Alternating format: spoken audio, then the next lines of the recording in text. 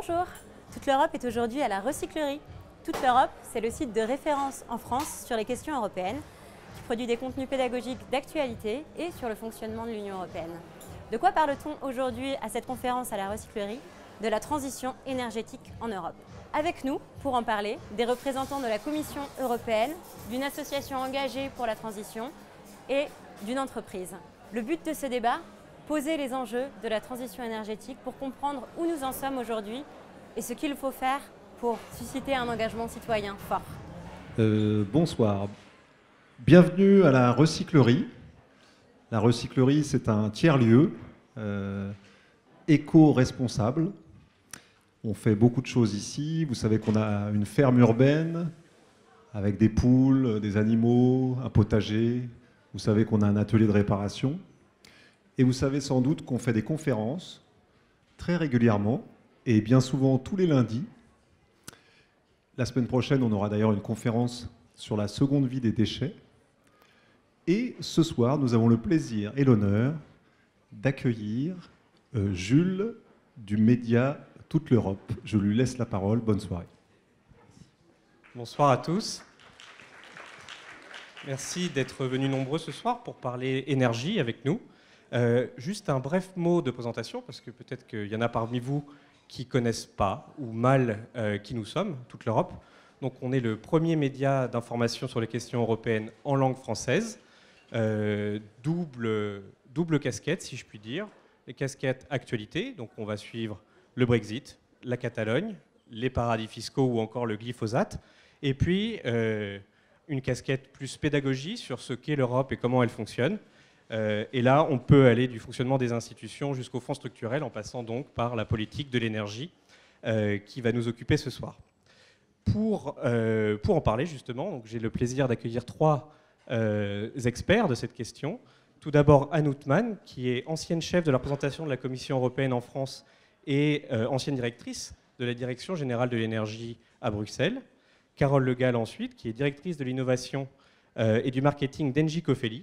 Engie Cofeli, c'est une filiale d'Engie qui est spécialisée dans les services en efficacité énergétique et environnementaux. Et Yves Marignac, enfin, porte-parole, et je lis mes notes, délégué à l'analyse prospective de l'association Négawatt, qui élabore des scénarios de transition énergétique à l'horizon 2050. Le programme en un mot, 3 temps, 3 fois 30 minutes environ. D'abord, on va essayer de voir ce que fait un peu l'Europe actuellement en faveur de la transition énergétique, puis ensuite on se projettera un peu dans le futur, ce qu'elle devrait faire au cours des semaines, des mois et des années à venir pour aller plus loin et pour aller plus vite. Et puis bien sûr, à la fin, on essaiera de se garder un bon moment pour que vous puissiez poser toutes les questions auxquelles nous n'aurions pas répondu dans le temps imparti. Madame Houtman, je vous propose de lancer cette discussion, peut-être nous expliquer un petit peu où en est l'Europe, quels objectifs sont en vigueur, quels sont les grands dossiers actuels. Merci. D'abord, bonsoir à tous. Je suis très contente d'être ici. Je découvre l'endroit malgré mes 4 ans à Paris. Je n'étais jamais venue ici. Donc, c'est vraiment un endroit magnifique. Alors, d'abord, je voudrais dire que la transition énergétique a une place dans les politiques européennes qui va bien au-delà du secteur de l'énergie. Donc la transition énergétique, je ne dois pas la définir, c'est la transformation très profonde de tout le système énergétique pour le décarboner. Alors, ça concerne évidemment nos priorités en matière d'énergie.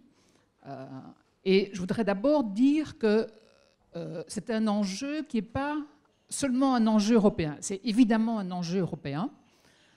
Parce que, d'abord, notre système énergétique est de plus en plus européen et les États membres de l'Union européenne sont de plus en plus interdépendants en matière d'énergie, que ce soit pour le gaz ou l'électricité. C'est un enjeu européen parce que l'Europe s'est engagée au niveau international, dans le cadre de l'accord de Paris, de réduire ses émissions de gaz à effet de serre. Alors, c'est pas seulement un enjeu européen, c'est aussi un enjeu national pour chaque pays.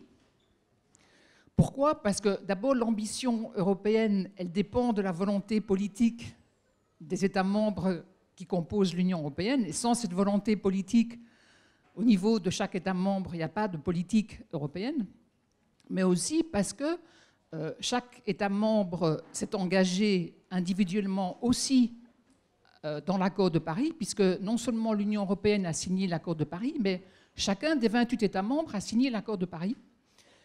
Et c'est aussi les États membres qui doivent mettre en œuvre les politiques européennes, les législations européennes, les investissements, etc. Ça ne va pas se faire depuis Bruxelles.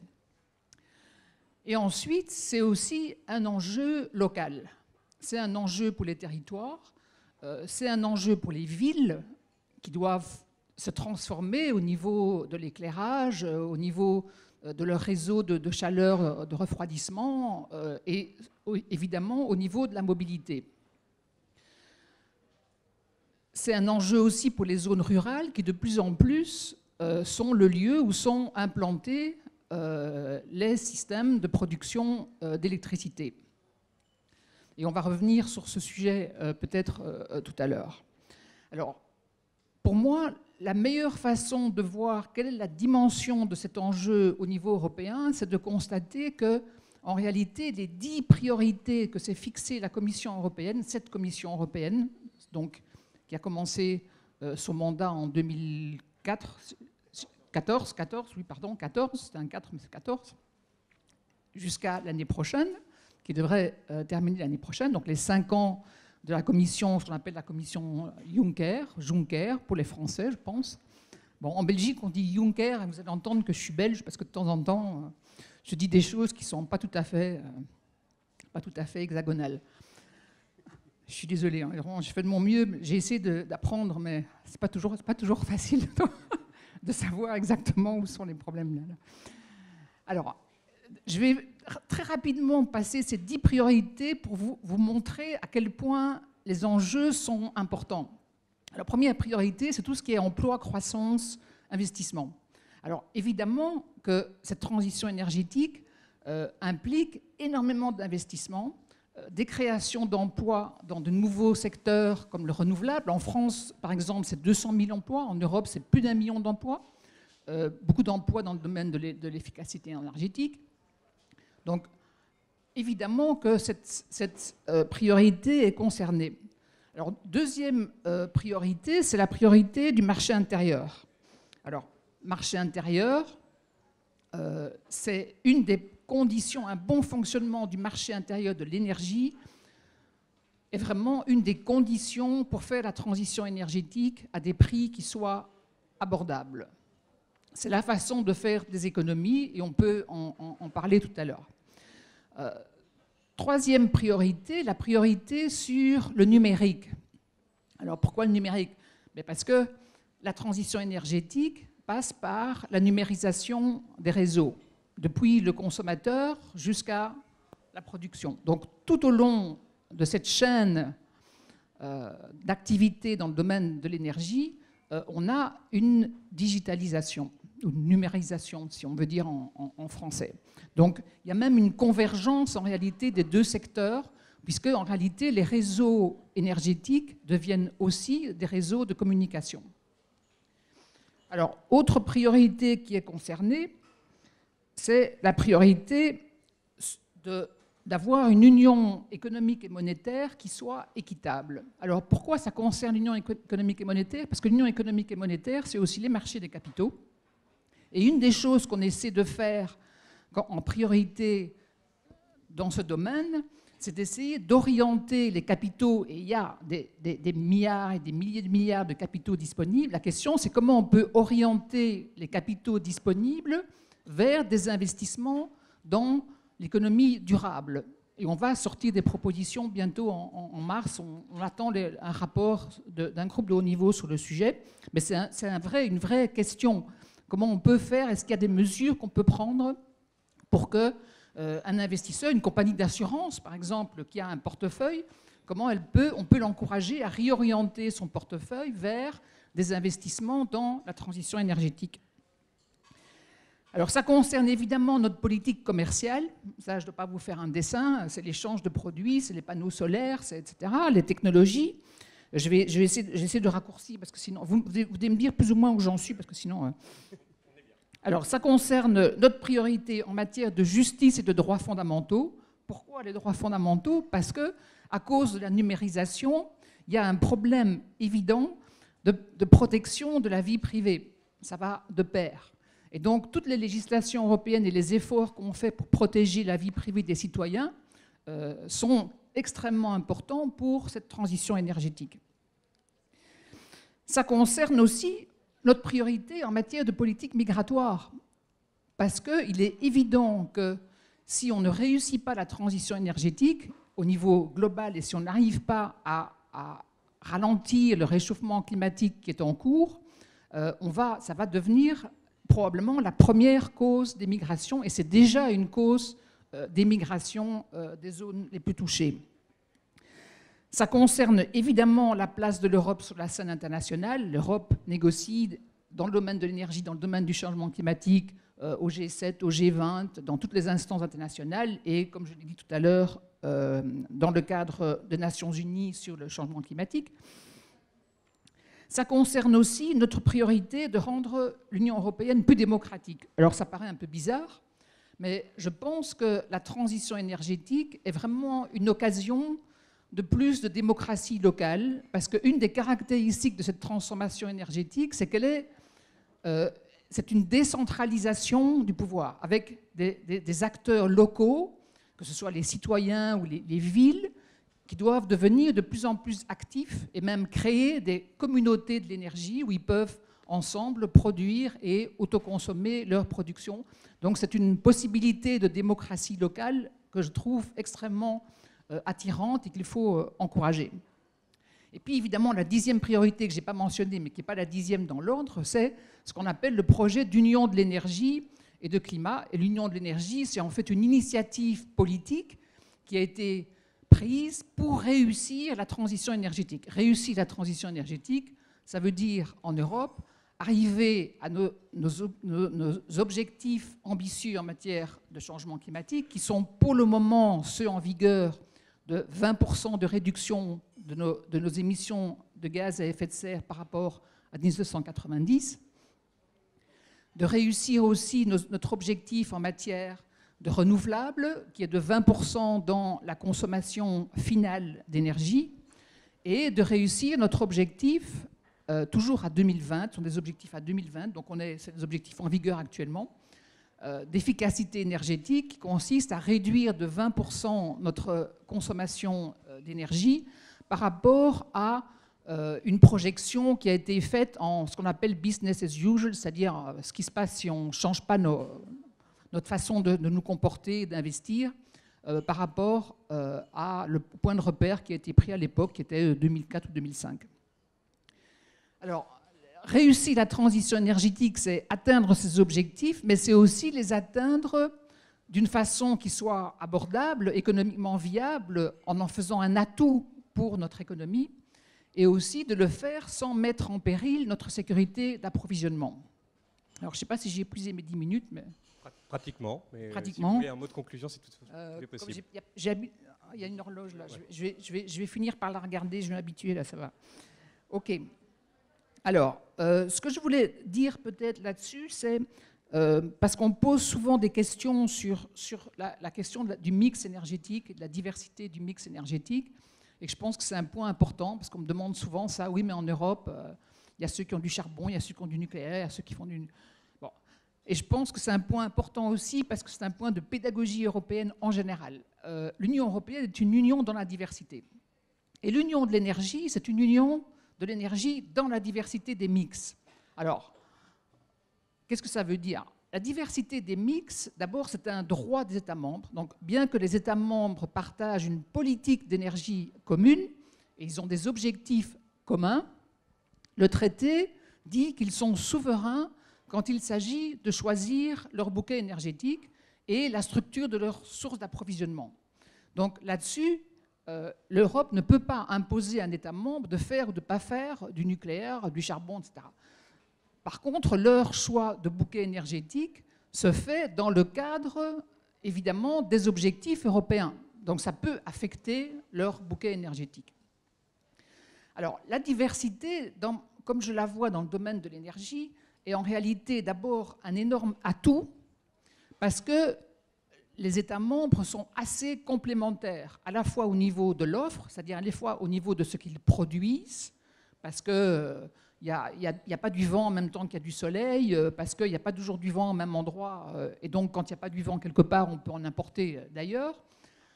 Parce que certains États membres sont plus forts, comme la France, à produire de l'électricité en base, bon marché, alors que, par exemple, l'Allemagne produit plutôt de l'énergie bon marché aux périodes de pointe. Donc il y a une certaine complémentarité au niveau de l'offre, mais il y a aussi une complémentarité au niveau de la demande. Donc les pics de demande, les pointes de demande, ne se passent pas au même moment dans différents États membres. Or, les pics de demande, c'est ce qui détermine les capacités de production dont vous avez besoin. Et si vous avez deux États membres voisins, comme la France et l'Espagne par exemple, où dans un pays on a des pics de demande vers 7 heures du soir, plutôt l'hiver, plutôt en février, janvier-février, et qu'en Espagne à côté on a des pics de demande plutôt vers 9 heures du soir et plutôt l'été pour le refroidissement, ça veut dire que si au moment de leur pic de demande, les États membres échangent de l'énergie, ils peuvent se limiter à des capacités moindres, c'est-à-dire économiser beaucoup sur leurs besoins de capacité. Et donc, il y a un énorme plus à cette diversité. Il y a évidemment ça crée évidemment des obstacles, mais les obstacles que ça crée sont des obstacles qui sont surtout au niveau de la façon technique de gérer les réseaux. Et là-dessus, on travaille et on essaie de faire converger ces différences. Je vais m'arrêter là, alors. Merci beaucoup. Sans transition, je passe le micro à Yves Marignac. Merci. Donc, je l'ai dit au tout début de ma présentation, vous élaborez des scénarios à l'horizon 2050 et vous visez notamment la neutralité carbone. Est-ce que cette ambition, c'est la question principale que je vais vous poser, est-ce que cette ambition, elle est réaliste et notamment est-ce qu'elle est conforme un petit peu aux objectifs qui sont ceux de l'Union européenne pour la transition énergétique ?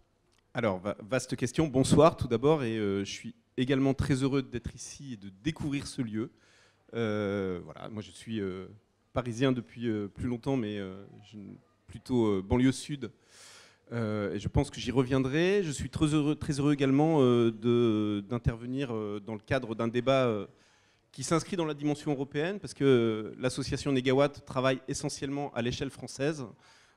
Mais on est évidemment intimement convaincu de l'importance de l'échelle européenne sur les questions de transition énergétique comme d'autres. On est très convaincu que la transition énergétique peut être aussi le moteur pour redonner du sens à un projet européen, et j'y reviendrai peut-être tout à l'heure. On entend aussi s'investir de plus en plus à cette échelle européenne.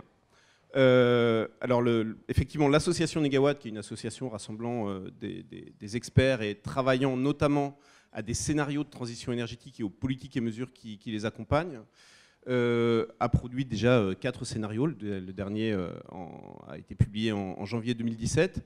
Et effectivement, j'y reviens dans un instant, ce scénario vise et atteint une neutralité carbone pour la France à l'horizon 2050.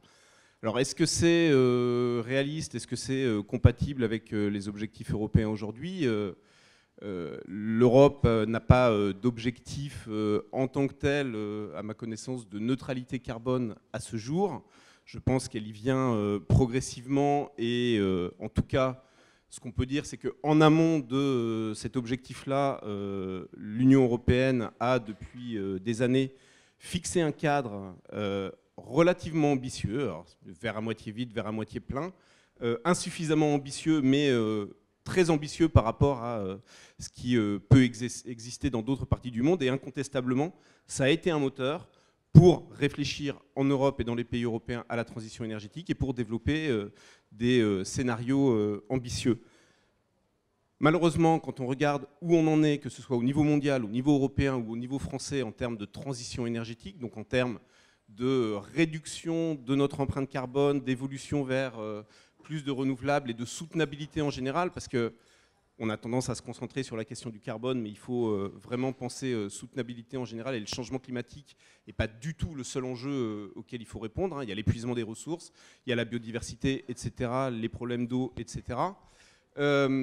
on n'est pas sur des trajectoires, en tout cas, conformes non seulement à la neutralité carbone à long terme, mais même à des objectifs intermédiaires. Alors il y a des secteurs où ça va bien, et c'était assez significatif que la fin de votre intervention se concentre sur la question électrique, parce que justement, dans la transition énergétique, le secteur électrique est celui peut-être où les choses vont le plus vite, mais l'électricité, c'est à peu près 1/5 de l'enjeu énergétique, et il y a toute la question du bâtiment, toute la question des transports, où on est très en retard et où les choses sont difficiles. Et donc, aujourd'hui, il y a des signaux positifs, notamment sur les renouvelables électriques, mais globalement, les trajectoires ne sont pas bonnes. Et un des points qui nous semble manquer le plus dans les trajectoires et donc dans les politiques actuelles, c'est toute la question de la maîtrise de la consommation d'énergie. C'est l'ADN, je dirais, de Négawatt. Les négawatts, c'est l'idée que la meilleure énergie du point de vue environnemental, c'est celle qu'on n'a pas besoin de consommer. Et au-delà de ça, il y a vraiment dans toute notre approche l'idée que l'ensemble du système énergétique doit être pensé non pas à partir de la question des ressources, mais à partir de la question de ce qu'on appelle les services énergétiques, c'est-à-dire se déplacer, se chauffer, cuire des aliments, s'éclairer, etc. La raison d'être même du système énergétique, c'est de nous fournir ces services, mais ce système énergétique, il est complètement structurant de notre activité économique, de notre organisation sociale. Et donc, pour changer le système énergétique, et c'est bien de ça dont on parle avec la transition énergétique, il faut effectivement changer en profondeur toute cette organisation. Et donc, l'idée du scénario Négawatt, c'est vraiment de mettre en œuvre une triple intelligence, d'abord sur les services, donc consommer l'énergie là où elle rend vraiment des services, là où il y a vraiment des besoins et des usages. Deuxième niveau, donc ça c'est ce qu'on appelle d'une manière générale la sobriété énergétique. Deuxième niveau, l'efficacité énergétique, là c'est une intelligence technique sur l'ensemble des rendements, sur l'ensemble des chaînes entre les services énergétiques et les ressources énergétiques qui vous permettent d'y répondre. Et puis, troisième intelligence sur les ressources elles-mêmes, où là, pour nous, c'est vraiment aller vers la substitution des énergies fossiles et nucléaires par les énergies renouvelables. Et le scénario Négawatt, donc, c'est l'illustration pour la France de ce que peut donner, à l'horizon 2050, effectivement, parce qu'il faut plusieurs décennies pour faire cette transformation, l'application systématique de cette démarche dans tous les secteurs, la mobilité, les bâtiments, l'industrie, pour aller vers 100% d'énergie renouvelable et aller vers la neutralité carbone. Et effectivement, le scénario montre que, moyennant une division par 2 de la consommation d'énergie, mais qui ne veut pas dire une restriction de même ampleur, moyennant un effort sur les matières premières, sur l'alimentation, on peut aller vers 100% renouvelable et atteindre la neutralité carbone en France à l'horizon 2050. Donc c'est un objectif atteignable. On dessine avec ce scénario une trajectoire physiquement réaliste qui permet de l'atteindre. Après, est-ce que c'est possible? Est-ce que c'est réaliste? Là, c'est une question politique, évidemment. Et on travaille beaucoup sur les politiques et mesures susceptibles de mettre une telle trajectoire en œuvre. Il n'y a vraiment pas de raison de s'en priver, politiquement parlant, parce que, par ailleurs, toutes les études le montrent, c'est une opportunité économique. À l'échelle française, un scénario comme le nôtre, c'est 600 000 emplois nets créés à l'horizon 2030-2040. Donc, c'est bénéfique économiquement. Par contre, en fait, le problème auquel on se heurte, c'est que pour changer de système énergétique, et je vous ai dit, ce système fait société, donc changer de société, il faut d'une part avoir envie d'aller vers un nouveau système, donc ça c'est tout le travail qu'on fait, de créer de la désirabilité sur une vision à long terme, mais il faut aussi être prêt à renoncer au système actuel, et c'est là que c'est très difficile. Et vous évoquiez à l'instant la question du nucléaire en France ou la question du charbon, je pense à l'Allemagne ou à la Pologne. On a une vraie question aujourd'hui sur des politiques de deuil à mener vis-à-vis de systèmes et de secteurs économiques qui sont structurants de notre économie actuelle. Et c'est ça qu'on a du mal à faire, c'est ça que les États ne peuvent pas faire seuls, que le marché ne peut pas faire seul, et c'est là qu'on a vraiment des nouveaux modes de régulation à inventer, au niveau national, mais je pense avant tout au niveau européen. Merci beaucoup. J'ai envie de rebondir sur le mot désirabilité. Parce que, Carole Le Gall, vous avez utilisé un autre lorsque nous avons préparé cette table ronde, c'était donner envie. Alors vous représentez autour de cette table, enfin qui n'est pas une table d'ailleurs, les entreprises. Est-ce que, la question que je vous pose, c'est est-ce que le cadre européen aujourd'hui, il donne envie aux entreprises comme la vôtre de s'engager dans la transition énergétique? Alors je vais répondre quand même d'abord pour Engie plutôt que l'ensemble des entreprises, parce que ça dépasserait, je crois qu'il y a beaucoup de débats en ce moment au sein de plein d'acteurs sur ces sujets-là. Je voulais du coup répondre à cette question, bien sûr, parce que Engie, donc je ne sais pas si vous connaissez Engie, donc on est un grand groupe d'origine franco-belge, présent maintenant dans 70 pays dans le monde, mais un groupe aussi très décentralisé, d'ailleurs, est présent dans toutes les régions, dans toutes les villes, puisque, par exemple, en France, nous sommes plus de 40 000 personnes présentes dans toutes beaucoup de communes, parce que nous assurons justement des services d'efficacité énergétique, j'y reviendrai, et qui sont au cœur de ce débat-là.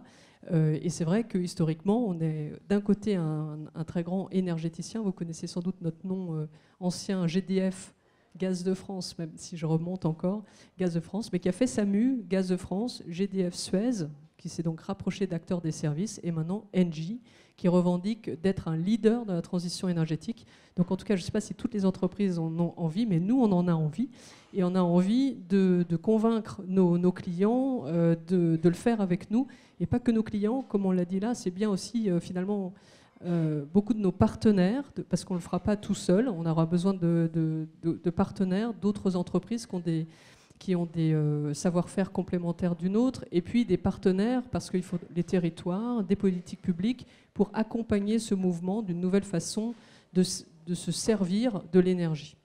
Donc oui, l'efficacité énergétique, nous on y croit, on le pratique depuis longtemps en fait, et c'est vrai que l'efficacité énergétique c'est un sujet un peu conceptuel, parce que c'est un peu en creux, c'est finalement réussir à faire quelque chose en consommant moins d'énergie qu'avant.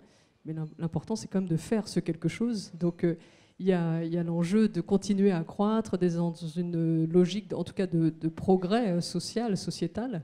Et moi, j'aime bien reprendre le chiffre de l'AIE qui dit que déjà aujourd'hui en Europe, l'efficacité énergétique est le premier carburant, la première énergie. C'est-à-dire que comme on a, depuis les années 70, lancé pas mal de politiques publiques sur l'efficacité énergétique, si on n'avait pas fait ça, sans s'en rendre compte, on consommerait 2 fois plus d'énergie qu'aujourd'hui. Donc en fait, l'efficacité énergétique, c'est en fait la capacité par nombre d'acteurs, dont nous sommes, mais il y a plein d'autres acteurs, de proposer des services en consommant moins d'énergie. Donc c'est ce qu'on appelle l'efficacité énergétique. Donc on fait ça concrètement dans des métiers de génie climatique, que ça serve l'industrie, les bâtiments tertiaires, les logements. D'installation, donc d'ingénierie. Donc c'est la capacité finalement à vous vendre du service humain et des techniques plutôt que vous vendre du kilowattheure. À la fin, il faudra quand même un peu de kilowattheure pour finir le boulot, hein, mais on met le maximum d'intelligence pour réduire la consommation de ce qu'on appelle les commodités, c'est-à-dire de toute façon des kilowattheures, qu'ils soient électriques ou chaleur, j'y reviendrai. Donc, pour vous donner, c'est pour ça qu'on revendique le titre d'être des producteurs de négawattheures, puisqu'on est capable même non seulement de le faire au passage, simplement en faisant bien notre boulot, mais on est même capable de s'engager sur le fait de produire des économies d'énergie, c'est-à-dire vous produire le même confort qu'avant, avec moins de consommation d'énergie. Donc, on a regardé dans le tertiaire et dans les bâtiments. Donc dans les bâtiments publics et le résidentiel collectif, aujourd'hui, quand on somme nos contrats, c'est plus de 6 TWh qu'on économise chaque année par nos engagements contractuels à réaliser les économies d'énergie. Et ça, parce qu'on n'a pas tous en tête les ordres de grandeur de TWh, mais c'est quand même l'équivalent de la production d'une centrale nucléaire chaque année. Donc, pour vous donner l'idée que c'est des sommes de petites choses, parce que c'est dans des milliers de bâtiments, mais qui, bout à bout, évidemment, finissent par avoir un impact. Donc la transition énergétique, on en a envie. Ça passe par nos métiers d'efficacité énergétique d'abord. Ça passe aussi par les métiers, vous l'avez dit aussi, des renouvelables, c'est-à-dire de produire les services d'efficacité énergétique en allant se sourcer le plus possible avec des énergies décarbonées et renouvelables. Donc je pense d'abord à la chaleur renouvelable, parce que souvent quand on pense renouvelable, on pense électricité, éolienne, solaire, etc. C'est important. Mais la plus grande des chaleurs renouvelables produites en France, c'est la biomasse, c'est la chaleur renouvelable. La biomasse dans les réseaux de chaleur, mais aussi la géothermie, par exemple, hein, qui est quand même pas mal diffusée en région parisienne, avec le dehors, mais qu'on diffuse aussi maintenant dans des tas d'autres villes. On peut même utiliser l'énergie de la température de l'eau de mer. On a ouvert l'année dernière un réseau de chaud qui est basé et de froid, parce que du coup ça fait une boucle tempérée à Marseille qui est connectée à la température de la mer. Voilà, donc tous ces savoir-faire, ça demande des expertises importantes. Donc encore une fois, que ce soit sur la chaleur renouvelable, l'électricité renouvelable. Vous avez sans doute vu notre offre de 100% d'électricité verte. Et puis, on n'oublie pas le fait de décarboner aussi les vecteurs gaz. Le vecteur gaz qui peut être aussi un vecteur important, notamment pour la mobilité, parce qu'on sait qu'aujourd'hui, on va devoir transformer nos modes de mobilité pour être plus sobre en énergie déjà, et puis décarboner. Les grandes pistes, bon, c'est d'abord de se déplacer autrement, bien sûr, dans les villes. La deuxième, c'est d'avoir peut-être des véhicules électriques, mais des véhicules lourds, par exemple, aujourd'hui, électriques, c'est pas encore complètement possible. Et donc, on croit beaucoup à la mobilité gaz, notamment pour les poids lourds, les bus, etc., qui sont de la mobilité sans particules, et qui est quand même plus décarboné que le fuel, et notamment quand on va produire de plus en plus de biogaz, soit du biométhane, soit même peut-être plus tard de l'hydrogène. Donc voilà, on est aussi en train d'investir très fortement sur ces nouvelles technologies pour continuer à alimenter nos solutions, les solutions dont vous avez besoin en tant que consommateur, de sobriété, mais sympa, la sobriété performante, quoi, et puis de sources d'énergie renouvelables. Merci beaucoup. Merci à tous les trois pour ce premier tour d'intervention. Je pense qu'on a une idée un petit peu plus claire de ce que fait l'Europe actuellement en matière de transition énergétique. Si je résume, au risque de schématiser un petit peu, c'est un enjeu colossal qui concerne tous les territoires. La machine a été enclenchée, si je puis dire, en matière d'efficacité énergétique, d'énergie renouvelable. Mais, pour reprendre votre formule, Yves Marignac, la trajectoire est pour le moment insuffisante. Passons donc à la prospective maintenant un petit peu, ce qui nous intéresse peut-être encore davantage que ce que fait l'Europe actuellement, mais ce qu'elle peut faire demain. Anne Houtman, je vous propose d'à nouveau lancer les débats. Que faut-il faire concrètement au niveau européen? Est-ce qu'il faut augmenter le prix du carbone? Est-ce qu'il faut achever l'union de l'énergie? Est-ce qu'il faut renforcer les investissements? On vous écoute. Il faut faire tout ça. en bref. Alors, d'abord,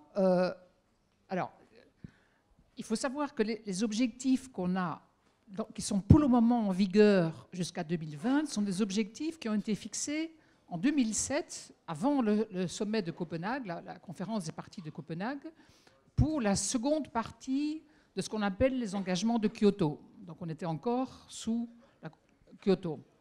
Alors depuis lors, on a eu l'accord de Paris. Alors l'Europe a fixé ses objectifs à 2020 dans le cadre de Kyoto, mais dans le cadre de Paris, il s'applique depuis de 2021 à 2030 jusqu'à présent. Donc on a préparé déjà en 2014, si ma mémoire, 2014, en septembre 2014, des objectifs qu'on a soumis dans le cadre des engagements européens pour l'accord de Paris qui a eu lieu en décembre 2015. Alors, ces objectifs, donc on avait à 2020, on avait des objectifs 20-20-20, c'était beaucoup plus facile que maintenant. Donc 20% réduction de carbone, 20% renouvelable, 20% efficacité énergétique. À 2030, on s'est engagé sur des objectifs de 40% de réduction de nos émissions de gaz à effet de serre, toujours par rapport à 1990 en français, pas en belge, de 27% de renouvelables et de 27 ou 30% d'efficacité énergétique.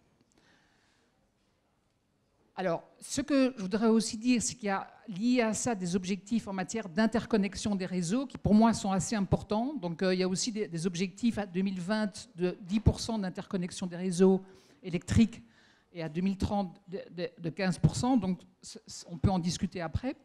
Ce que je voulais dire, c'est qu'on a aussi des objectifs au niveau européen à 2050 qui sont de 80 à 95% de réduction de nos émissions et de neutralité carbone à la fin du siècle. Je dis ça parce que vous disiez qu'on n'a pas d'objectif à long terme. Mais qu'est-ce qui se passe? Avant l'accord de Paris, nos objectifs ont été fixés sur base de l'objectif d'éviter un réchauffement de plus de 2 degrés centigrades.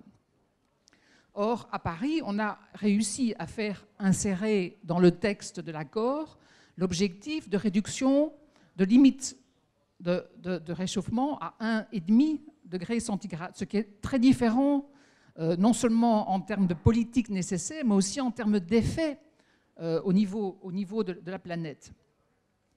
Alors, on attend maintenant, d'ici le mois d'octobre, un rapport du GIEC. Le GIEC, c'est ce réseau d'experts, de scientifiques qui sont présents dans le monde entier, qui travaillent en réseau au service de la Convention des Nations Unies sur le changement climatique. Il devrait publier un rapport sur ce qu'implique, ce qui serait nécessaire pour arriver à cette réduction d'1 degré centigrade et demi. La bonne nouvelle, c'est que dans le rapport qui a fuité, il y a un pré-rapport qui a fuité, il y a un brouillon de rapport qui a fuité.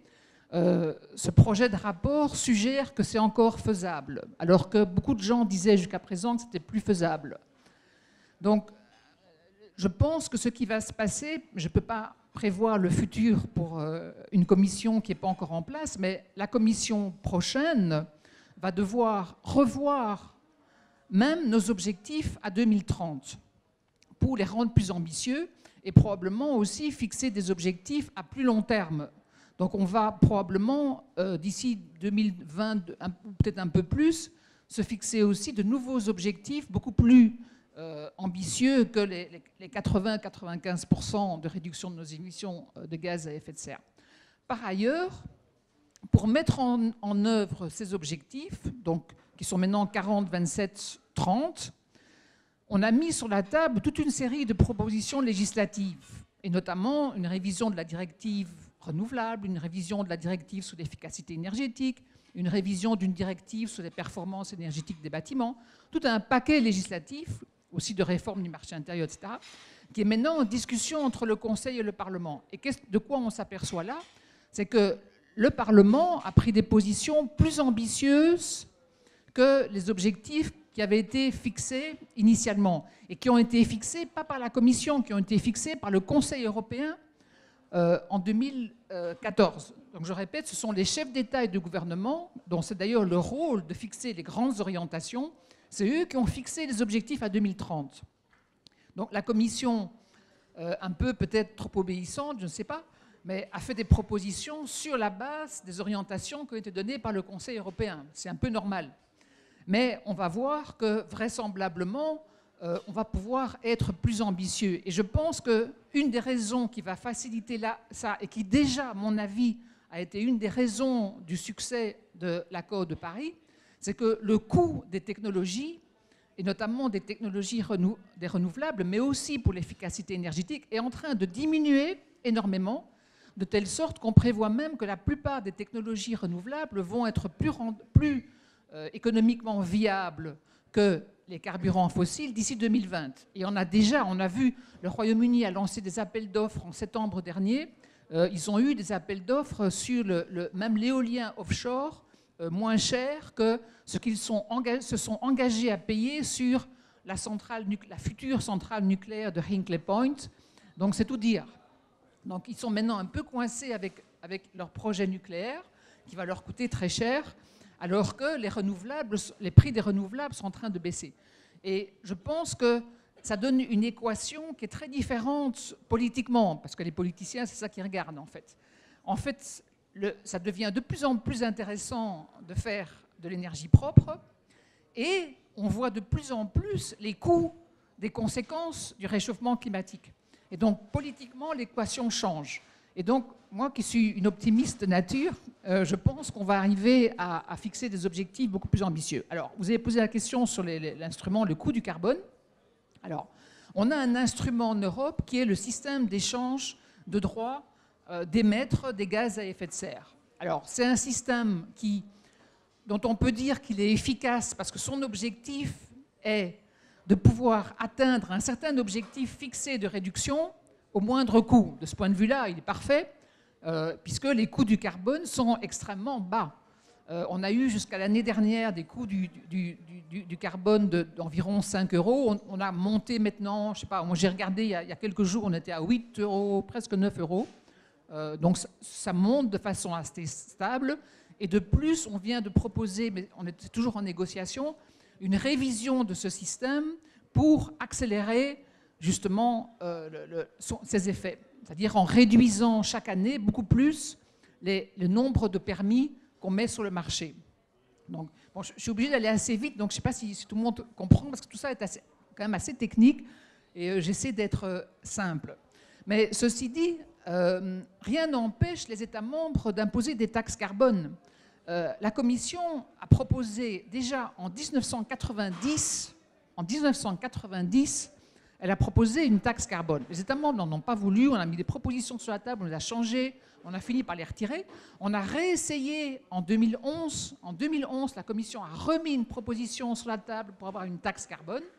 Et comme dans le domaine de la fiscalité, il faut l'unanimité, on n'arrive pas à avoir cette taxe carbone. Mais rien n'empêche la France d'imposer une taxe carbone. Le Royaume-Uni le fait. Le Royaume-Uni, quelque part, a anticipé sur les prix du carbone en fixant une taxe carbone qui, pour le moment, est autour de 25 dollars, donc 20 et quelques euros. Mais c'est extrêmement efficace. Depuis qu'ils ont cette taxe carbone, ils ont réduit de 80% le nombre de centrales à charbon. Donc, effectivement, le prix du carbone est déterminant du point de vue des investissements. Et de ce point de vue-là, on peut dire que le système d'échange actuel ne fonctionne pas de façon optimale pour une raison bien simple, c'est que c'est un marché. Or, sur un marché, s'il y a plus d'offres que de demandes, eh bien, les prix chutent. Or, la crise a fait en sorte que la demande a baissé parce que l'activité économique a diminué. Et donc, on a eu beaucoup trop de permis sur le marché et donc les prix se sont effondrés. Et le système, il n'est pas fait, il n'avait pas de correcteur de ce problème parce que ce n'était pas prévu. Donc maintenant, on a prévu une réserve de stabilité pour essayer de parer à ce genre d'inconvénients. D'autres questions que vous aviez? Et peut-être un mot, passons peut-être sur l'Union de l'énergie qui va être un autre sujet peut-être un peu trop technique et sur lequel on pourra revenir éventuellement plus tard. Peut-être juste un mot sur les investissements. Alors les investissements, oui, ça c'est une question super importante. Alors les investissements, notre évaluation pour le moment, la dernière évaluation qui a été faite est que on va avoir besoin pour la période 2021, là j'ai un chiffre global, parce que sinon je n'ai pas des chiffres globaux, mais pour la période 2021-2030, donc pour les objectifs dont je viens de parler, on a besoin d'investissements de 379 milliards d'euros par an. Donc le besoin en investissement est gigantesque. Que fait l'Europe là-dessus? Elle essaie d'encourager ces investissements en utilisant tous les outils qu'elle peut. Donc j'ai parlé tout à l'heure de l'outil des règles financières pour essayer d'orienter les capitaux privés sur les marchés vers la transition énergétique, mais on utilise aussi les fonds européens. Donc par exemple, tous les fonds structurels, donc les fonds qui aident à la cohésion des territoires et au développement des territoires, doivent investir au moins 20% dans la transition énergétique. Et pour le moment, ils sont plutôt à plus. Ils ont dépassé cet objectif assez largement jusqu'à présent. Les fonds en matière de recherche-développement également ont pour le moment dépassé leurs objectifs en matière de projets de recherche dans le domaine climatique et dans le domaine des énergies propres qui avaient été fixés initialement. Il y a ce qu'on appelle un mécanisme d'interconnexion en Europe qui sert aussi à aider au développement d'infrastructures européennes dans le domaine de l'électricité, mais aussi du gaz. Mais il faut savoir que quand le gaz remplace le charbon, ce qu'il fait, les nouveaux investissements actuels sont essentiellement pour remplacer du charbon, même si le gaz, n'est pas aussi propre qu'on voudrait. C'est quand même nettement mieux que le charbon. Et c'est aussi un carburant qui est nécessaire pour la transition dans le domaine de la mobilité. Donc c'est un carburant important. Et également, les infrastructures vont pouvoir servir éventuellement à faire du stockage de l'électricité renouvelable. Parce qu'un des problèmes du renouvelable, c'est sa variabilité. Et le problème de l'électricité, c'est qu'on ne peut pas la stocker. Donc on cherche, la question du stockage est extrêmement importante puisqu'il faut toujours équilibrer le réseau électrique. Si on ne peut pas stocker au moment où il y a beaucoup de vent ou beaucoup de soleil, on est obligé de retomber sur des énergies traditionnelles. Donc le stockage est vraiment crucial et pour le moment, il y a de grands développements assez prometteurs dans ce qu'on appelle le power to gas. Voilà, power to gas. Je ne sais pas comment on dit ça en français d'ailleurs. On dit power to gas en français. Alors, voilà. S'il y a des linguistes dans la salle. Alors, il y a aussi ce qu'on appelle le fonds Juncker. Le fonds Juncker qui s'est engagé à investir au moins 500 milliards d'euros dans les nouveaux investissements d'ici à 2020. Et de ces 500 milliards, il devrait y avoir 40%, ça c'est l'objectif qui a été fixé maintenant, pour la transition énergétique. Je crois que il y a évidemment la BEI, la Banque européenne d'investissement, qui fait énormément de prêts dans ce domaine. Bon an, mal an, selon mes informations, environ 10 milliards de prêts par an sont consacrés à la transition énergétique. Et je crois que je vais m'arrêter là. J'ai oublié le gros truc là. Non, mais on pourra éventuellement revenir si certains points ont été abordés trop rapidement. C'est un sujet tellement vaste de toute façon. En un mot, il y a quand même un relatif optimisme de votre part quant à une accélération de la transition énergétique. Est-ce que cet optimisme, Carole Le Gall, vous le partagez? Est-ce qu'il y a des secteurs qui sont actuellement en train de prendre ce virage plus écologique ou d'autres éventuellement qui sont peut-être un peu plus en retard? Alors, vaste question. Je pense qu'il ne s'agit pas forcément d'être que optimiste. Enfin, si, il faut l'être, ça c'est une posture. Mais il faut surtout qu'on soit collectivement ambitieux. Parce que tout à l'heure, j'ai raconté tout ce qu'on faisait, j'allais dire, déjà en matière d'efficacité énergétique, de renouvelable. Donc on voit bien qu'il y a des savoir-faire, il y a un certain nombre de choses qu'on est déjà capable de faire et qui progressent. Donc il faut s'en féliciter, il faut montrer que donc c'est possible.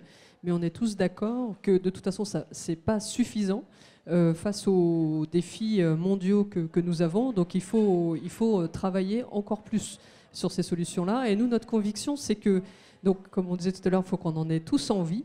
Donc c'est très important d'avoir des objectifs collectifs ambitieux. Et c'est là où ce que fait l'Union européenne, en ayant déjà à l'échelle de l'Europe des objectifs très ambitieux en matière d'efficacité énergétique, de renouvelable, enfin, et donc de transition énergétique, c'est hyper important parce que déjà, du coup, ça veut dire qu'il y a un collectif qui est capable de peser. Et à l'échelle du monde, vis-à-vis de la Chine, des États-Unis, des autres pays, voilà, ça commence à montrer qu'il y a bien, il y a bien un mouvement et rien qu'à l'échelle européenne, ça fait une masse aussi. Enfin, donc en matière, comme vous l'avez dit, de R&D, d'innovation, de marché, parce que l'enjeu, c'est que tout ça, on transforme notre façon de consommer et de se développer dans une vision nouvelle. Donc nous, notre première conviction, notre envie, c'est que oui, il faut avoir des objectifs ambitieux, mais surtout des objectifs ambitieux qui soient aussi travailler ensemble, parce que c'est bien d'avoir des objectifs, mais l'enjeu surtout, ça va être de les faire. Donc c'est important d'avoir aussi un nouveau dialogue avec un certain nombre d'acteurs pour voir de quelle manière effectivement chacun s'engage dans cette voie-là.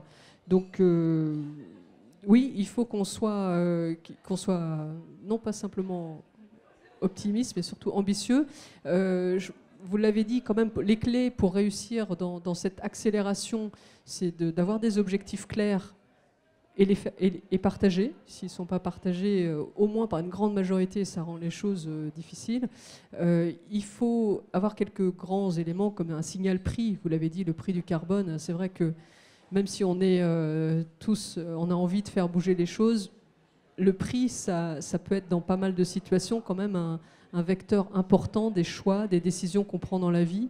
Donc avoir des prix qui soient cohérents avec l'ensemble des externalités qu'ils portent, c'est quand même très important. Donc nous, on est un groupe qui poussons aussi à un prix incitatif de l'énergie qui permettent d'aller d'ailleurs vers l'efficacité énergétique.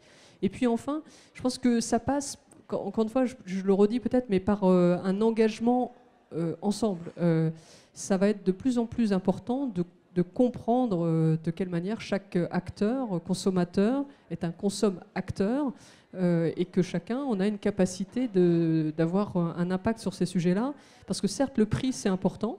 Et quand on fait, par exemple, l'efficacité énergétique, on fait des économies de consommation d'énergie. Mais on a aussi un impact en termes de confort. En général, d'ailleurs, on améliore son confort au passage. Il y a de la création d'emplois, ça a été dit. Et puis, c'est bon pour la planète. Donc, il y a un moment, il faut qu'on soit conscient, et c'est bon pour la planète au niveau local, pour le global pour le CO2, mais on n'a pas parlé aussi, peu de tous les autres impacts environnementaux locaux, comme les particules, les consommations de matière, etc. Donc, pour ceux qui êtes là aujourd'hui, je pense déjà engagés dans ce type de démarche, ça vous paraît naturel. L'enjeu, c'est de faire partager ça à un public beaucoup plus large. Et c'est pour ça que je pense que c'est un mouvement à lancer. Il faut vraiment qu'on ait envie. Nous, on a une responsabilité en tant qu'entreprise à faire des propositions de valeur en disant nous, on peut, jusqu'à un certain point, vous proposer des choses. En ce moment, par exemple, on défend auprès des pouvoirs publics l'idée qu'on a démontré, nous, nos confrères, des tas d'autres acteurs, que c'était possible de faire des contrats de performance énergétique. C'est-à-dire, comme je disais tout à l'heure, de s'engager sur des économies d'énergie. Pourquoi l'ensemble des bâtiments publics, par exemple, ne s'engageraient pas dans des démarches comme ça d'engagement d'économie d'énergie? Parce qu'on a fait un rapide calcul où on a montré que si l'ensemble des bâtiments publics s'engageaient dans ce type de démarche, et notamment mettaient en œuvre des rénovations de tout leur système énergétique obsolète, des vieilles chaufferies, des vieux tuyaux qui circulent, qui ne sont même pas calorifugés, pas de régulation pour faire un réduit de nuit et puis pouvoir apporter un meilleur confort pendant la journée, eh bien, si on remédiait à ça, c'est-à-dire que concrètement on s'engageait dans la rénovation sur les systèmes énergétiques des bâtiments publics, sachant que ces investissements, sur 12 ans, sont autofinancés par les économies qu'ils génèrent, eh bien, on économiserait 12 TWh. Donc notre scénario, on l'a appelé 12 TWh, 3 x 12. Voilà, on vise dans 12 ans, en 2030. Donc dans 12 ans, on sera en 2030. L'idée, c'était de dire, effectivement, en investissant 12 milliards, mais qui seront remboursés par les économies d'énergie, en 12 ans, on économise 12 TWh en généralisant la rénovation des systèmes énergétiques, j'allais dire, en plus des rénovations profondes qu'il faut évidemment faire sur tout un tas de bâtiments qui ont des problèmes d'isolation, où là, il faut reprendre carrément l'enveloppe du bâtiment. Voilà, donc il y a des solutions à notre portée de main. Ça demande une ambition collective, ça demande donc un portage collectif fort. Ça demande d'être attentif aussi aux détails, parce que dès qu'on change un truc d'un côté, ça a un effet collatéral. Donc c'est pour ça qu'il faut être capable de faire ces scénarios, comme vous l'avez fait, qui prennent bien la question largement, avec une vision assez holistique des enjeux. Mais donc cette transformation, elle est déjà, je pense qu'on est déjà en mouvement. Il faut qu'on en prenne conscience et qu'on accélère ce mouvement. Merci beaucoup. Engagement collectif, la transition est toute trouvée vers Yves Marignac, parce que Negawatt, c'est un producteur d'études scientifiques, mais il y a également une démarche militante, si je puis dire. Où en est-elle d'ailleurs? Est-ce que la prise de conscience en faveur de la transition énergétique, la lutte contre le changement climatique, c'est une lame de fond qui s'est engagée? Je ne sais pas si on peut parler d'une lame de fond encore, mais en tout cas, en France notamment, l'écho dont bénéficie le scénario Negawatt, mais qui n'est pas le seul exercice de ce type, mais qui est à ce jour le seul à dessiner une trajectoire de neutralité carbone à l'horizon 2050, montre bien qu'il y a un intérêt croissant, une réflexion croissante autour de ces sujets. Negawatt a notamment été très actif dans tout le débat qui a précédé la loi de transition énergétique, votée en août 2015. Et le premier article de cette loi, notamment, dit que la transition énergétique, c'est la mise en œuvre de la sobriété, de l'efficacité et du développement des renouvelables. Donc vous retrouvez la démarche que Negawatt porte depuis une quinzaine d'années maintenant, et les objectifs que fixe cette loi, notamment la division par 2 de la consommation d'énergie à l'horizon 2050, sont aussi calés sur des trajectoires comme celle de Negawatt ou celle des scénarios de l'ADEME. Donc ces idées percolent, mais on n'est pas encore au point où politiquement elles font sens et elles font projet.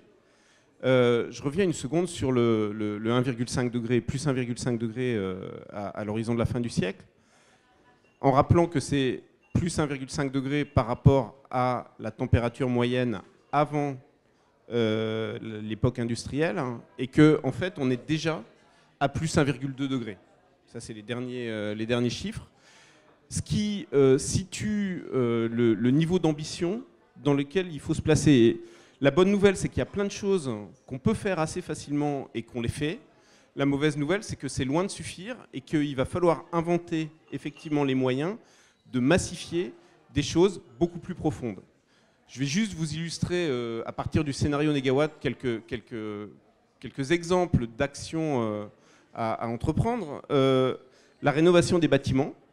Il faut arriver à monter en puissance sur de l'ordre de 700 000 logements rénovés chaque année, à un niveau de performance où on divise en moyenne leur consommation d'énergie par 4 par rapport au niveau actuel. On est vraiment aujourd'hui dans ce qui se fait très très loin de ces ordres de grandeur. Sur la mobilité, il faut réduire la part de l'automobile, il faut la ramener, en tout cas dans le scénario Negawatt, à environ 50% des kilomètres parcourus. Il faut réduire les transports en avion assez fortement parce qu'on n'a pas de solution de substitution aujourd'hui au kérosène. Sur l'industrie, il faut aller vers des politiques de lutte contre l'obsolescence programmée, de réparabilité, de partage d'un certain nombre d'équipements. À Negawatt, l'exemple qu'on aime donner, c'est la perceuse. On n'est pas du tout convaincu qu'il y ait besoin que chacun en ait une chez soi. Mais ça veut dire réduire les productions industrielles, et donc c'est un vrai enjeu économique de transformation sectorielle. C'est aussi diviser par 2 la consommation de viande, parce qu'il y a un impact de l'élevage sur des gaz à effet de serre qui ne sont pas le carbone de l'énergie, mais qui sont très, très importants. C'est aussi changer l'ensemble des pratiques agricoles et d'exploitation de la forêt, parce qu'on a besoin de reconstituer une capacité de nos forêts et de nos sols à capturer du carbone, parce qu'il restera toujours des émissions de carbone, et la neutralité, c'est des captures naturelles de carbone qui compensent ces émissions. Donc tout ça juste pour montrer le niveau de transformation dans lequel il faut se situer, et qu'on n'atteindra pas juste par des solutions du type marché carbone, etc., même si il faut les mettre en place.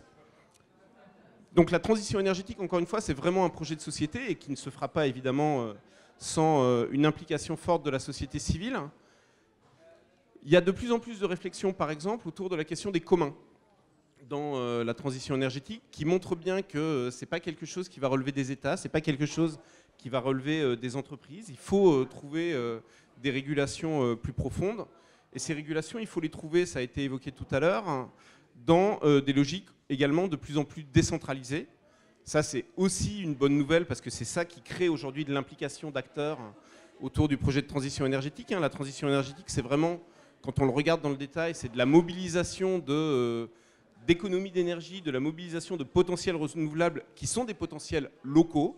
Donc c'est des projets de développement territorial pour tous les territoires. C'est une possibilité pour les citoyens, pour des collectifs, de reprendre en main la question de l'énergie, de créer des collectifs d'autoproduction, autoconsommation, de coopératives, de financement citoyen. Et on voit que ces solutions émergent et se développent de plus en plus. La question, encore une fois, de comment les États régulent le marché, etc., en bonne articulation avec l'émergence de ces nouveaux modèles est centrale. Et là, je peux juste témoigner du fait que, effectivement, le scénario Negawatt parmi d'autres, est vraiment une source d'inspiration de plus en plus pour des acteurs, des collectifs qui, directement ou indirectement, s'en revendiquent pour s'engager dans des actions de cette profondeur.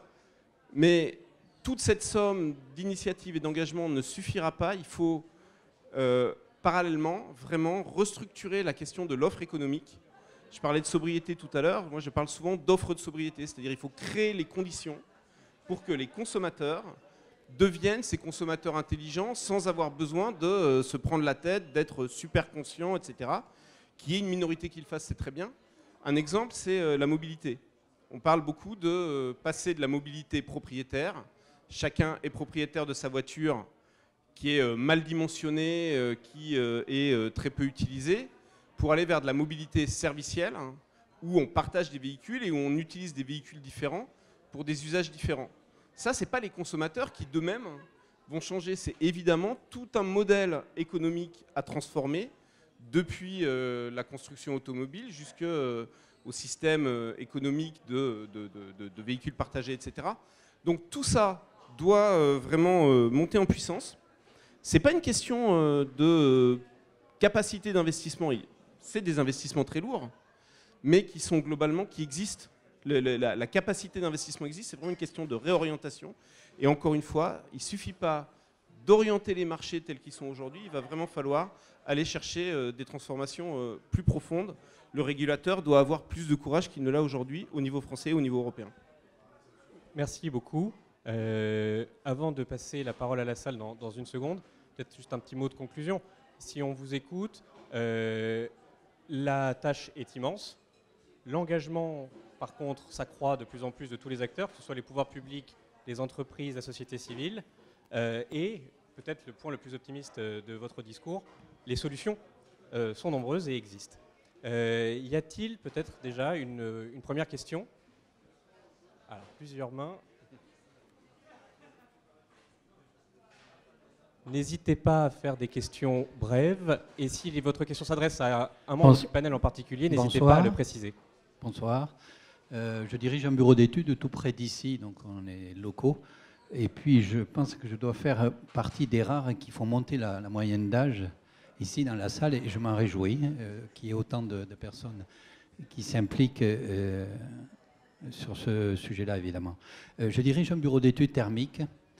Sur le sujet, je ne suis pas à convaincre sur tout ce que vous avez présenté. Je vous en remercie d'ailleurs, c'était très bien présenté. Et il faut bien mettre l'accent, effectivement, sur la sobriété. Certains l'appellent la sobriété heureuse ou la frugalité heureuse. On est obligé de rajouter le mot heureux, pensant que c'est une restriction. Je pense que la sobriété, c'est vivre dans le bon sens, quoi, et penser à partager. Ça, c'est le bonheur. C'est pas ça ma question, c'est une petite remarque. Et ma question, ça concerne le sujet des énergies, des vecteurs énergétiques. Demain, plus qu'aujourd'hui, on va avoir besoin de l'électricité et du gaz. On va avoir besoin de solutions hybrides. Ces deux vecteurs sont complémentaires. L'électricité est facile à transporter, très difficile à stocker. Le gaz, lui, est relativement facile à transporter puisque les réseaux existent et il est facile à stocker. Vous avez parlé tout à l'heure du power to gas, je vais le prononcer à la française. Et ma question, c'est de savoir, je crois savoir que dans le scénario Négawatt, c'est une pièce importante des actions. Je voudrais savoir les horizons, c'est pour quand, qu'est-ce qu'on peut attendre de cela, quels sont les freins aujourd'hui sur ces solutions qui sont, je pense, assez déterminantes sur l'objectif 2050. Merci. Merci pour cette question déjà très très précise. Yves Marignac, peut-être? Oui, alors le power to gas, donc peut-être expliquer en deux mots de quoi il s'agit. L'idée, c'est d'utiliser de l'électricité pour faire de l'électrolyse, produire de l'hydrogène, et soit utiliser cet hydrogène directement comme vecteur énergétique, mais avec une difficulté, des problèmes de sécurité, une difficulté à l'injecter en grande quantité sur le réseau de gaz qui, lui, fonctionne avec du méthane. Et donc, il y a une solution complémentaire qui est de recombiner cet hydrogène avec du dioxyde de carbone, qui peut notamment venir de la purification de biogaz, par ailleurs, et injecter donc du méthane de synthèse d'origine renouvelable si cette électricité a été faite avec des énergies électriques renouvelables dans le réseau de gaz, et donc pouvoir stocker massivement cette énergie. Effectivement, le scénario Négawatt a été assez précurseur en France à porter cette idée. Dès le scénario 2011, on s'est fait beaucoup critiquer à l'époque sur une idée qui paraissait pas très réaliste. Aujourd'hui, l'ensemble des acteurs reconnaissent l'importance du power to gas, et le groupe Engie notamment est très engagé dans le développement de prototypes. L'horizon auquel on en a besoin par rapport à un développement des renouvelables et à la variabilité des renouvelables dans le système, c'est un horizon où on atteint 50, 60, 70% de renouvelables. C'est au-delà de 2030, et c'est l'horizon auquel on pense effectivement que ces technologies peuvent être matures et déployées industriellement. Et effectivement, ça assure le bouclage du système électrique. Mais le point sur lequel on insiste, et c'est peut-être ça l'obstacle à lever pour développer le power to gas, c'est que en fait, le service au système électrique est un service secondaire. Le premier service, c'est de pouvoir mobiliser massivement à cet horizon de temps des énergies renouvelables faciles à développer, notamment le photovoltaïque, pour générer du gaz d'origine renouvelable qui va notamment servir, parce que c'est là qu'on a un besoin crucial, pour la mobilité, parce qu'on ne pense pas qu'on puisse faire toute la mobilité avec de l'électricité. Et donc, il faut penser le power to gas, pas en service à l'électricité, parce que là, les acteurs du système électrique vous disent c'est trop cher, mais en service au système énergétique, et là, il prend tout son sens et toute sa rentabilité. Vous voulez ajouter un mot ou on passe à la question suivante? Tout a été dit peut-être? Alors, question suivante, est-ce que quelqu'un d'autre, mademoiselle, vous voulez...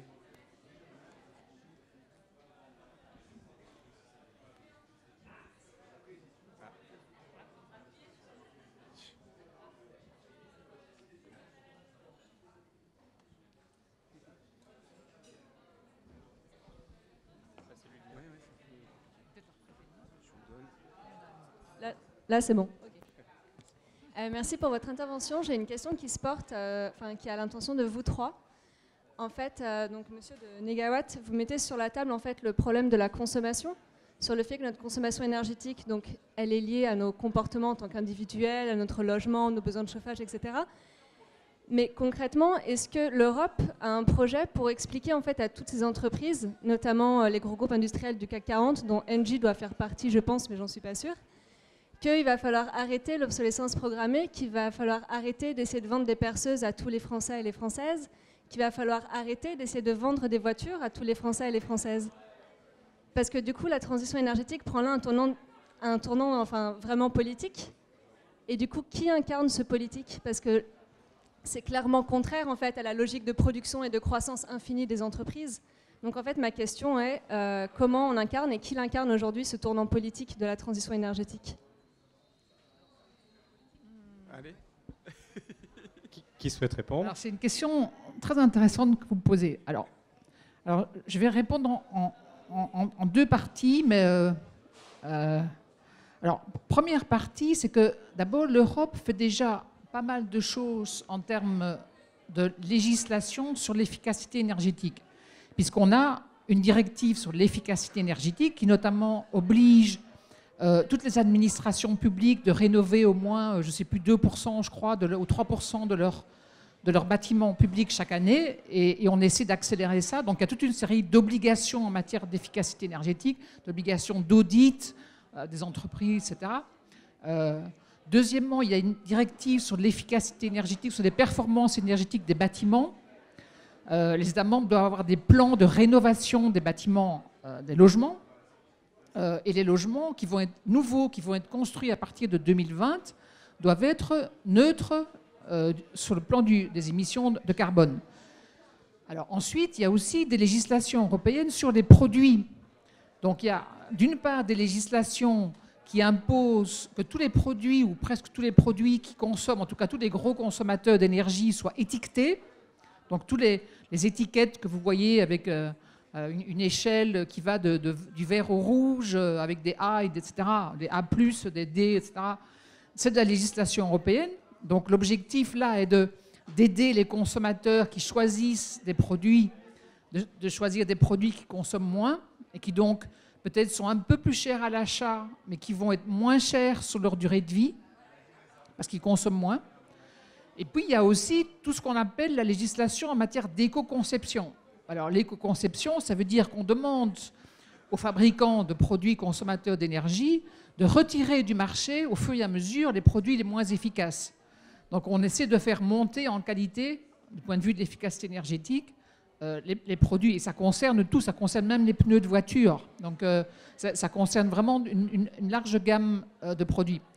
Alors après, on a aussi des objectifs en matière d'efficacité énergétique pour lesquels chaque État membre, donc il y a un objectif fixé au niveau européen, et ensuite, chaque État membre doit nous dire comment il va contribuer à cet objectif.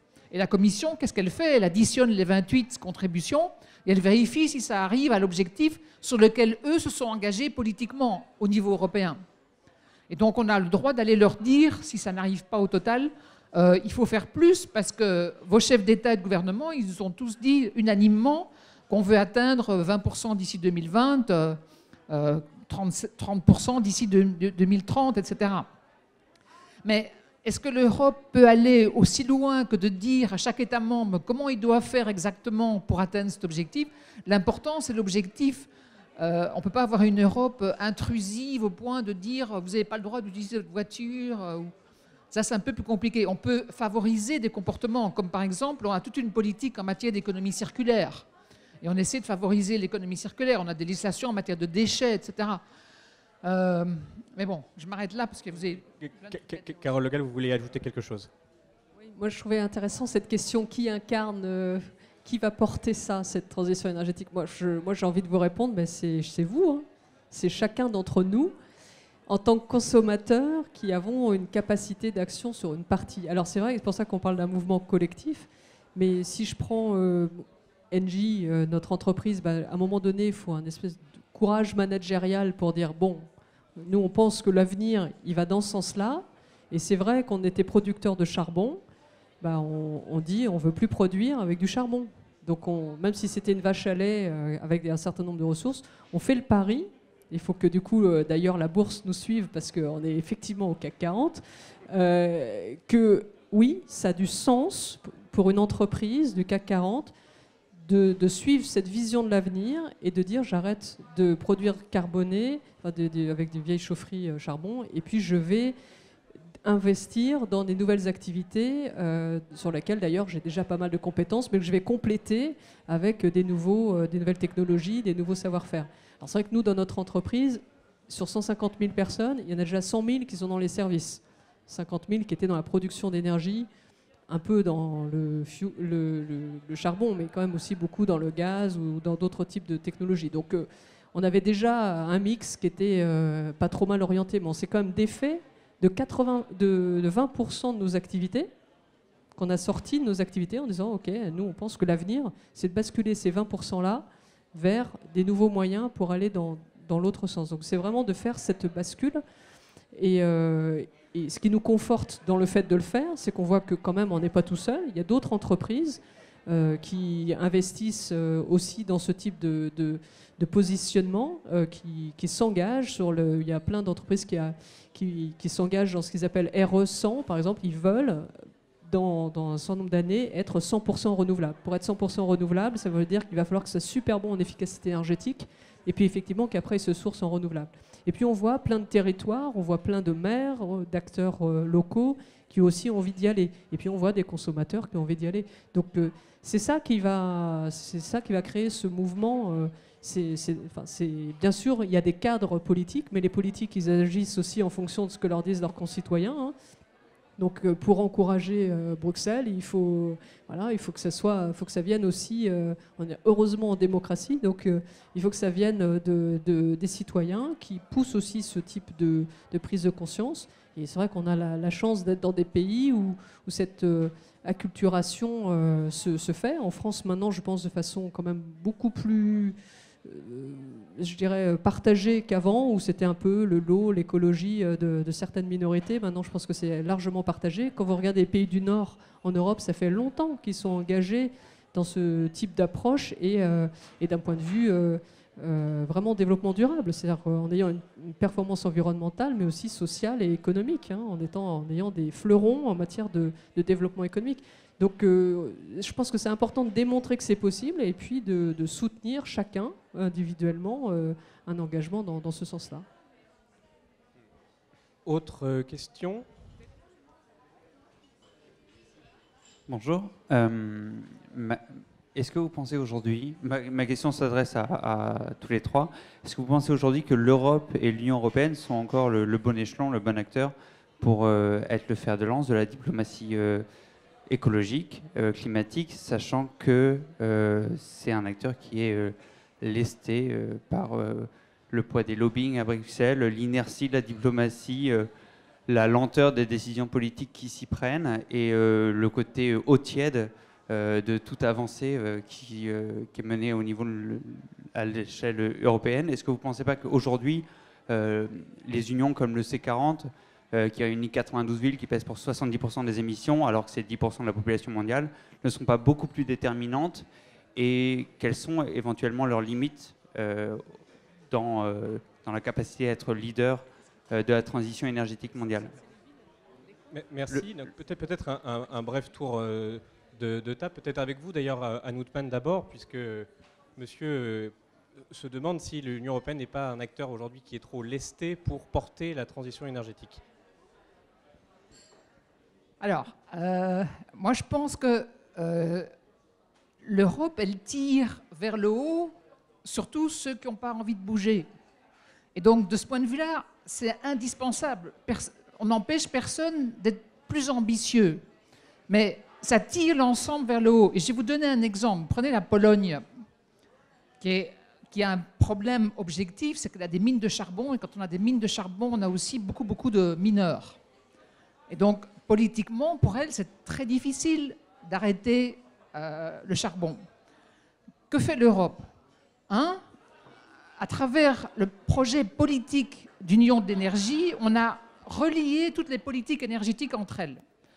Ce qui permet, les méchants de langue diront des marchandages, mais moi je dis aussi des compromis intelligents. C'est-à-dire que sur la sécurité d'approvisionnement en gaz, les Polonais, ils sont demandeurs, parce qu'ils ont un petit problème avec leurs voisins russes.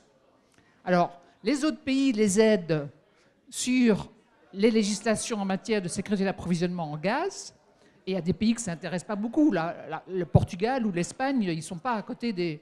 Ils ne dépendent pas des approvisionnements russes.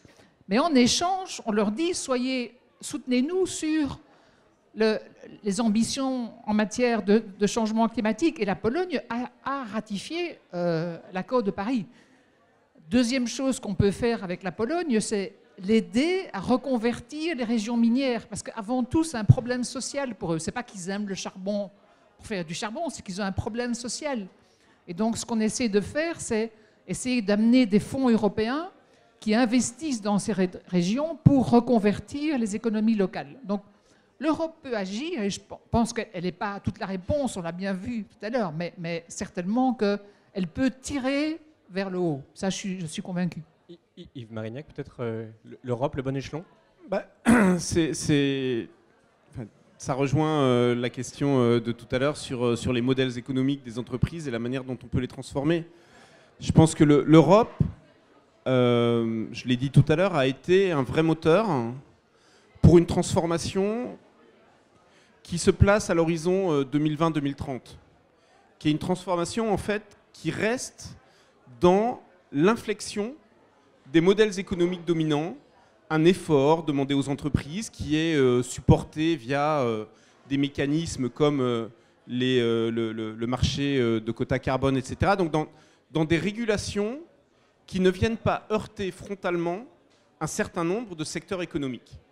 Et effectivement, aujourd'hui, la COP21 de ce point de vue-là a été un tournant, et l'Union européenne a été très peu présente en fait, comme moteur politique dans la COP21, ce qui était un vrai changement par rapport à ce qu'on avait observé précédemment. Aujourd'hui, où la question c'est transformer radicalement les modèles économiques, donc avoir le courage politique de dire à certains secteurs, votre activité doit s'arrêter dans les 10 ans qui viennent, dans les 20 ans qui viennent, peut-être parfois dans les 5 ans qui viennent. Et effectivement, il faut vous aider à le faire et il faut qu'on assume collectivement le fait de vous aider à sortir de cette activité en investissant ailleurs. Et l'Europe peut le faire, elle commence à le faire en Pologne, par exemple, sur le charbon. Mais ce pas-là est difficile à franchir pour les États, est difficile à franchir pour l'Europe. Il est beaucoup plus facile à franchir pour des collectifs, pour des collectivités, d'où le mouvement des villes qui s'engagent sur la neutralité carbone, d'où le mouvement en France des territoires à énergie positive, etc. Il est beaucoup plus facile pour des collectifs d'entreprises, pour des entreprises qui se positionnent, parce qu'elles voient une opportunité dans ces nouveaux modèles économiques. Et donc, effectivement, c'est tout ce mouvement-là qui doit monter en puissance pour que les États, progressivement, que les politiques se sentent en capacité d'assumer ces politiques de deuil et ces transformations radicales. Merci. Peut-être encore une ou deux questions. Je crois qu'il nous reste quelques minutes. Troisième rang.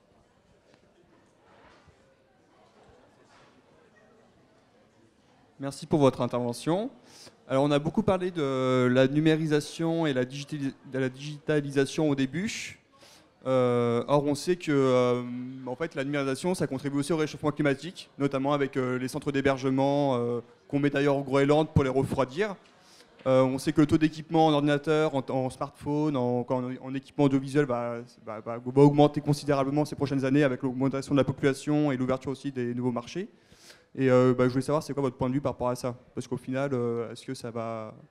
Voilà, quand on délaisse certains secteurs, mais ce secteur-là, ça va aussi entraîner plus de CO2, quoi. C'est une bonne question, je pense. Enfin, nous, notre vision de l'énergie, je ne sais pas si je l'ai redit tout à l'heure, c'est une vision 3D. On pense que l'énergie demain sera décarbonée, décentralisée et effectivement digitalisée. Parce que c'est un vecteur d'optimisation de l'usage de l'énergie au juste moment, avec la juste quantité, qui normalement est effectivement très, très important. Et puis de prise de conscience, de prise de connaissance. Enfin, donc la digitalisation est un outil clé pour nous pour réussir la transition énergétique. Mais vous avez raison, par ailleurs, le digital lui-même peut être extrêmement consommateur d'une façon dont on ne se perçoit pas forcément chez soi, puisque ce n'est pas là que se fait la principale consommation d'énergie, quoique, même dans les bâtiments aujourd'hui, on voit une part croissance de consommation d'énergie, d'électricité notamment, sur tous les devices, enfin tous les matériels électroniques et électriques, etc. Donc il y aura une vigilance là à avoir sur effectivement les équipements, mais c'est vrai que c'est aussi surtout ce qui se passe derrière avec les data centers qui est un vrai sujet. Mais pour nous, c'est comme un nouveau secteur industriel. Ce secteur-là, au début, il est très consommateur d'énergie. Mais de toute façon, c'est un peu comme un électro-intensif avant. Ils vont aussi vachement travailler, et on travaille avec des hébergeurs, pour travailler l'efficacité énergétique de leur data center. On est capable de faire du free cooling, donc pour utiliser la ventilation pour refroidir. Et puis, il y a des idées aussi de mode plus réparti. Donc, il y a plein d'idées en ce moment pour effectivement continuer à baisser la consommation énergétique du numérique. Anouk Mann, puis Yves Marignac. Non, c'est rapidement parce que on a regardé cet aspect dans le scénario Négawatt et je vous renvoie à un article d'un site développé par un site internet développé par Négawatt qui s'appelle décrypterlénergie.org. Il y a vraiment un article qui développe tout le potentiel et le risque de la numérisation. Globalement, bien appliqué, c'est vraiment un facteur de réduction de l'énergie. Mais bien appliqué et la sobriété est possible, mais d'autant plus difficile dans le numérique où l'ébriété est vraiment facile. Donc c'est tout l'enjeu de maîtriser le développement des machines, des serveurs. Voilà, dans le scénario Négawatt, on intègre une forte augmentation sur ces secteurs qui restent tout à fait gérables dans une trajectoire globalement encore une fois, de neutralité carbone. Donc c'est possible. Anouk Mann. Un tout petit point, c'est que la Commission travaille beaucoup avec les hébergeurs pour essayer de les encourager à faire de la récupération de chaleur. qui est quand même une façon de réduire le problème. Et évidemment, un autre risque dont on n'a pas parlé, c'est tous les problèmes de cybersécurité. Mais bon, c'est encore un autre chapitre, mais c'est un autre problème qu'introduit la digitalisation et sur lequel on travaille évidemment d'arrache-pied, parce que c'est un problème qui concerne pas seulement l'énergie. Juste, pardon, un tout dernier mot que j'ai oublié, c'est que le risque de la numérisation, c'est de croire que ça va être la solution magique pour, par une nouvelle technologie, régler les problèmes environnementaux sans changer nos comportements. Donc là aussi, alerte sur ce point. Ça va nous aider dans cette triple intelligence dont je parlais tout à l'heure. Ça ne va pas la remplacer. Merci. Et peut-être une dernière question avant que l'on libère la salle.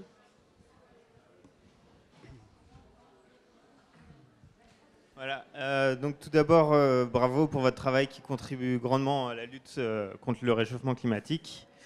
Mais tous les objets de notre quotidien qui utilisent l'énergie sont toujours produits très loin d'ici et leur production a souvent des conséquences néfastes, voire dramatiques sur l'environnement. Un simple smartphone de quelques centaines de grammes nécessite 70 kg de ressources pour être produit. Les panneaux solaires et les éoliennes aujourd'hui pour être produits nécessitent des terres rares dont l'extraction est faite en Chine et qui est terriblement, c'est un désastre pour l'environnement et un désastre social aussi. Donc voilà, question plus philosophique et ouverte qui pourrait peut-être ouvrir un débat. Pourquoi ne pas plutôt réfléchir à un changement sociétal radical vers une sobriété heureuse, tenter de nous libérer de nos dépendances pas toujours vitales à toutes ces machines et à cette énergie au lieu de continuer vers la fuite en avant technologique. La question s'adresse à vous, mais aussi à l'ensemble de la salle. Voilà.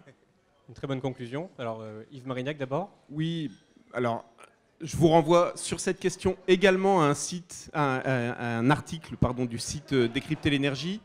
D'abord une idée fausse, il n'y a pas forcément besoin de beaucoup de terres rares dans les énergies renouvelables, dans le photovoltaïque, pour les panneaux photovoltaïques de base de la technologie la plus utilisée, il n'y en a pratiquement pas. Dans les éoliennes, on parle souvent du néodyme, mais on peut faire des éoliennes sans néodyme. Et le sujet de l'épuisement des ressources, il n'est pas forcément sur les terres rares, il est par exemple sur le cuivre, qui est un matériau abondant mais déjà fortement exploité. Et donc quand on parle d'augmenter la part de l'électricité dans l'énergie, parce que c'est un moyen de décarboner, c'est peut-être là que sont le plus les enjeux. Et surtout, c'est pour ça que vous avez raison d'évoquer la sobriété, attention, et c'est un commentaire qui vaut sur la question des matières premières, mais qui vaut plus généralement sur les investissements, etc.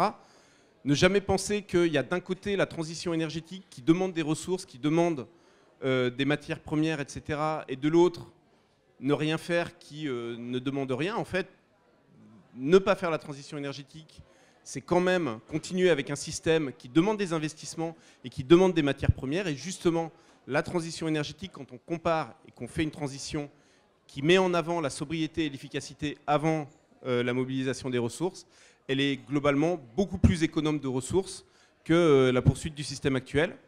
Ça ne veut pas dire qu'il n'y a plus d'enjeux, mais ils sont globalement mieux maîtrisés. Carole Le Gall, un mot peut-être pour conclure? Oui, je pense qu'on partage tous l'idée que la meilleure énergie, c'est celle qu'on ne consomme pas. Et cette idée d'efficacité énergétique ou de sobriété, pour nous, est au cœur même de nos modèles économiques. Parce que, en fait, pour vous rendre un service de confort ou de mobilité, eh bien, il va falloir, à la place de cette consommation de matière, vous proposer de l'intelligence et de la technologie ou du savoir-faire, pour le moins. Donc c'est vraiment un choix. Comment est-ce qu'on va répondre à ces besoins? Peut-être d'abord en revoyant ses propres besoins. Bon, ça, c'est le travail vraiment pur, sobriété. Mais ensuite, on a des vrais besoins fondamentaux tous les jours. Pour les combler le mieux possible, il y a vraiment des nouvelles approches, des nouveaux types de savoir-faire qui permettent de consommer beaucoup moins d'énergie, beaucoup moins de matériaux. Et c'est vrai qu'il faut avoir cette approche-là, pas simplement morceau par morceau. C'est important d'avoir une vision effectivement holistique, complète, du cycle de vie des matériaux, des équipements qu'on utilise pour pouvoir bien choisir et bien faire son travail de consommateur. Anouk Mann. juste vraiment en une phrase pour dire qu'au niveau européen, la priorité des priorités en matière d'énergie, c'est la réduction de la consommation. C'est vraiment notre priorité numéro 1. Et on n'a aucun doute là-dessus. Et de façon plus large, c'est toute la question de l'économie circulaire et de l'économie en général de la consommation de matières premières, donc à 100% sur votre ligne. Merci beaucoup pour ces débats à tous les trois. Je pense qu'ils auront éclairé un peu plus le public présent sur un état des lieux, d'abord de la transition énergétique en Europe et sur les pistes de réflexion qui s'offrent à nous pour les années à venir. Je remercie une nouvelle fois la Recyclerie de nous avoir accueillis. Et puis, bien sûr, pour prolonger nos réflexions, n'hésitez pas, bien sûr, à consulter le travail de la Commission européenne de Negawatt et d'Engie Cofeli, et puis peut-être éventuellement le nôtre aussi. Et là-dessus, vous pourrez éventuellement trouver quelques fascicules sur la table. Merci beaucoup. Merci.